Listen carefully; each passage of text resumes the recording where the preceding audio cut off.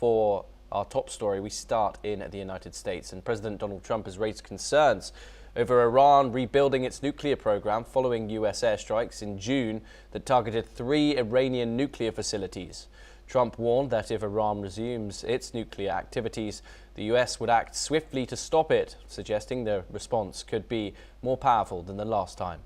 Trump also indicated US support for Israeli action against Iran's missile program, while continuing to support Israeli Prime Minister Benjamin Netanyahu. However, Iran has denied seeking nuclear weapons and dismissed talks on its missile program. Listen in to what the US President Donald Trump had to say on the issue. Now I hear that Iran is trying to build up again, and if they are, we're going to have to knock them down. We'll knock them down. We'll knock the hell out of them, but hopefully that's not happening.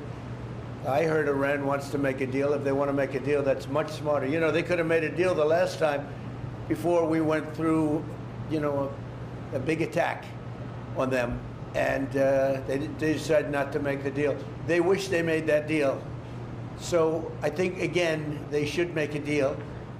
They want to make a deal, but sometimes that doesn't happen.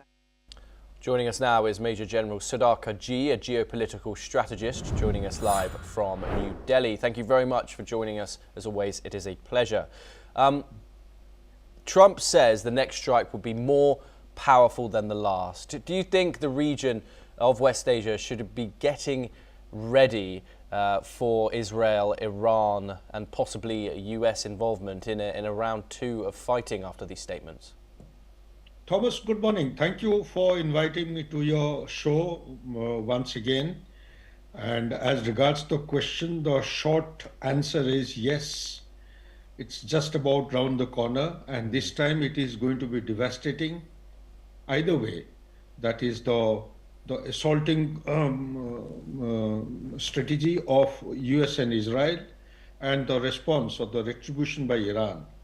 Because to my understanding, and my take on the whole issue is that while officially Iran may not be coming out in open that they have nuclear warheads ready, or they have crossed or they have reached the enrichment percentage required for nuclear hardware, my study and research indicates, and it suggests, that Iran reached the enrichment long time back. Almost about 2 years back. Let's take our mind back to 1945, Hiroshima, Nagasaki, the little boy which was dropped. It had an enrichment of 86.7%, if I respect my memory. And Iran, 2 years back, had already reached an enrichment percentage of 87.7%. This is, although from open source, I have no classified domain or the moles available. My research is indicating that they have already exceeded the little boy's threshold by 1% approximately, if not longer, at least 1 to 2 years back. So what does it indicate? It indicates that even though Iran was hit in the month of June, I think 11th of June, by American offensive, still they have been able to hide the nuclear warhead preparations in some clandestine location. The warheads are ready. It's not now, Thomas. From 2000 onwards, if you read and connect the New York Times and other Western media platform, and you connect the dots, one thing comes out very loud and clearly, that we are under a misconception as far as Iran is concerned. They have devastating weapon platform of mass destruction, and they are ready. It is just a matter of, a trigger for them to apply this particular dangerous warhead against a suitable target. Whether it is going to be Israel or something else, I really can't say. But as of today, the hypersonic capability which Iran has is one of the best in the world.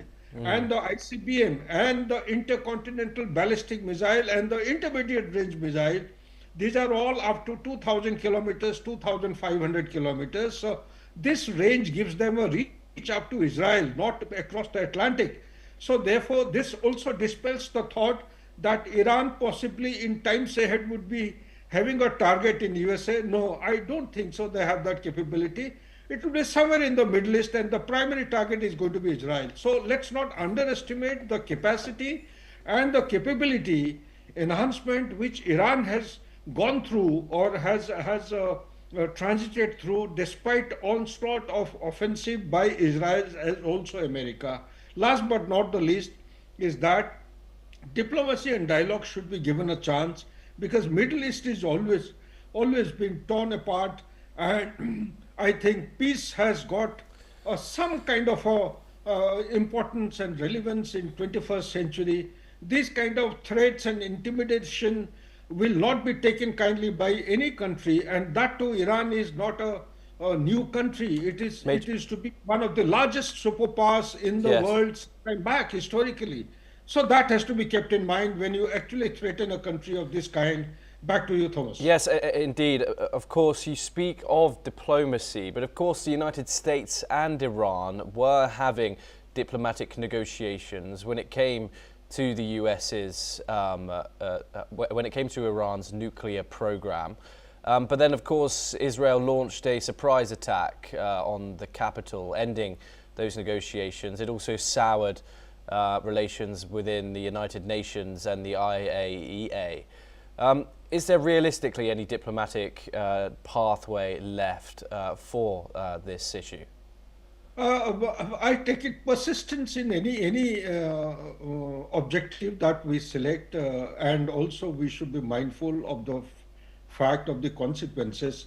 I personally feel if we persist and with a consistent and deep conviction, everything is possible. Why blame Netanyahu?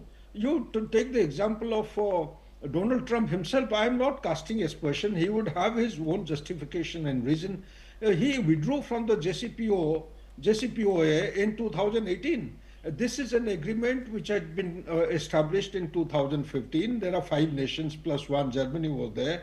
And as per that agreement, Iran was supposed to be withholding its development of nuclear weapon, and in exchange of sanctions imposed over the country would be lifted.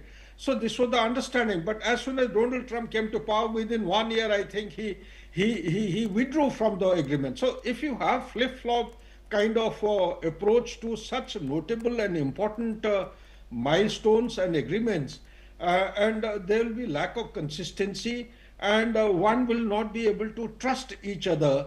So under this environment with lack of trust, we'll reach nowhere. So I think peace should be given a chance. Diplomacy still holds good even in 21st century. It was always holding good, diplomacy and dialogue. Iran should be given a chance to survive and live as a progressive nation, because the same Iran could become a cause of turmoil in the mainland of US. You never know when 9/11 or 7/7 is going to take place in a country like US. US is no longer what it used to be in Cold War 1.0. It is polarized, it is radicalized, and ISIS has infiltrated. All kinds of terrorist organizations are floating around in USA. So therefore, it is always better to engage with potential danger and threat which could actually destabilize not only Middle East, the complete world order. There will be some prudence and some logic, in my opinion, to hold out the olive green leaf for peace and harmony and go in for the diplomacy and dialogue. Back to you, Thomas. Yes, indeed. Do stay with us, Major General G, as we move on to our next story. And Donald